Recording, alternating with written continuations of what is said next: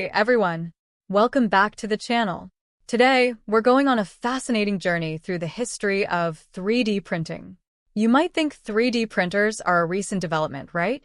But the truth is, their story goes way back, and it's full of cool milestones. So, buckle up because this tech has evolved over the years into what we know today. Ready to dive in? Let's get started. The early beginnings, 1981 to 1984. All right. Let's rewind the clock to 1981. Over in Japan, a guy named Hideo Kodama, working at the Nagoya Municipal Industrial Research Institute, came up with two methods of what we now call additive manufacturing, where you build objects layer by layer. His ideas were actually the ancestors of stereolithography, SLA, one of the big 3D printing technologies we have today.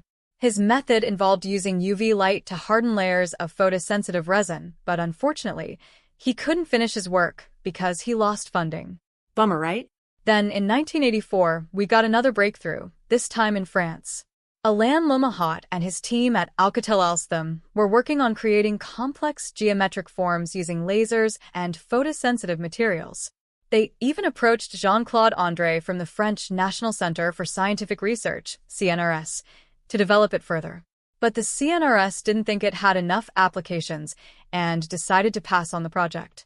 Imagine that. Let me pause here. What do you think?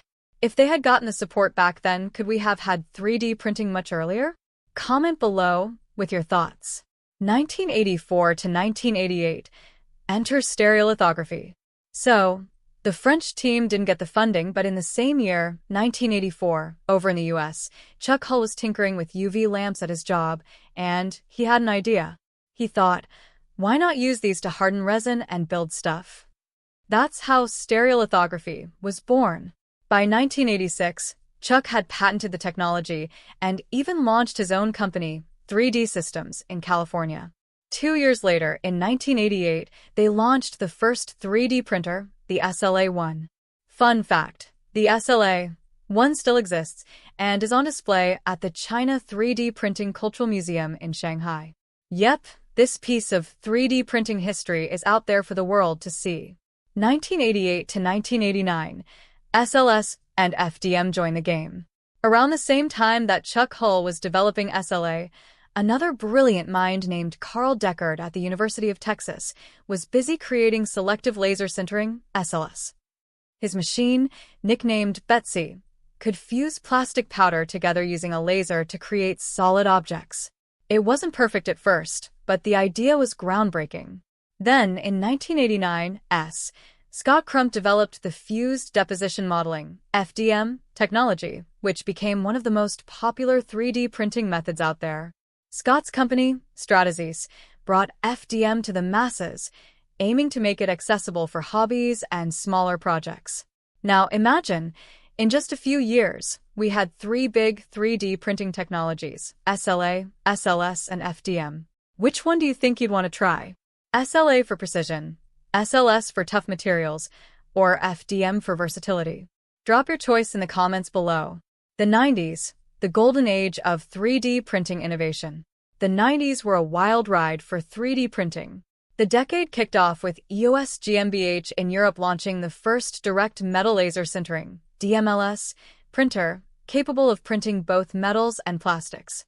This was a game changer for industries needing durable and intricate parts. In 1993, Sanders Prototype Incorporated, later SolidScape, created a desktop 3D printer, the Model Maker, designed to print highly detailed objects in wax. Just a year later, Z Corporation, Z Corp, was founded and they developed Z Printing, a system that laid down powder and used liquid binders to create layers, essentially giving birth to multi-jet printing, MJP, one of the techniques we still use today. Quick question. Who here knew that so many different methods of 3D printing were already booming in the 90s? I'm honestly curious how many of you thought 3D printing was newer than that.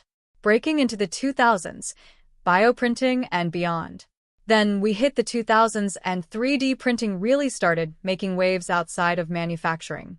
In 1999, Dr. Anthony Atala from the Wake Forest Institute for Regenerative Medicine printed the first organ implants, basically biocompatible blocks seeded with the patient's cells, which reduced rejection risk.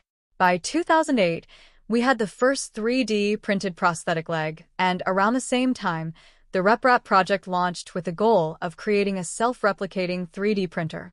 Crazy, right? A printer that could print its own parts. Think about that for a second. How wild is it that we went from basic plastic prototypes to things like prosthetics and even organs?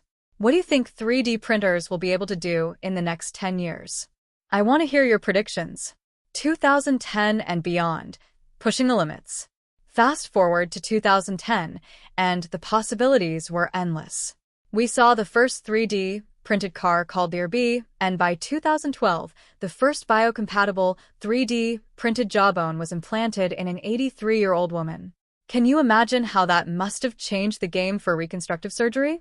In 2016, Daniel Kelly and his team at Amber, Advanced Materials and Bioengineering Research Center, made headlines by printing cartilage and bone using bioinks. The future of bioprinting is limitless. And who could forget 2018 when Wasp and Rice House built the first 3D printed house made entirely from natural materials? Talk about pushing the boundaries of sustainable living. The future. What comes next? So, what's next for 3D printing? We've already seen incredible advancements in medicine, architecture, and manufacturing, but there's still so much more to come. From creating human tissues and organs to building entire houses, the potential is limitless. Let's make this interactive. What's one thing you'd love to see 3D printing do in the future? Is it more innovation in healthcare, sustainable housing, or even 3D printed food? Let me know in the comments below. And if you could 3D print anything right now, what would it be? Wrap up. All right, that's a wrap for today's deep dive into the history of 3D printing. From the early days of SLA, SLS, and FDM to the groundbreaking developments in bioprinting and architecture, this technology has come a long way, and it's only getting started. If you found this video interesting, don't forget to hit that like button, subscribe for more tech content, and ring the bell so you never miss an upload. As always, I'll see you in the next video. Until then, keep dreaming big and stay curious. Catch you all later.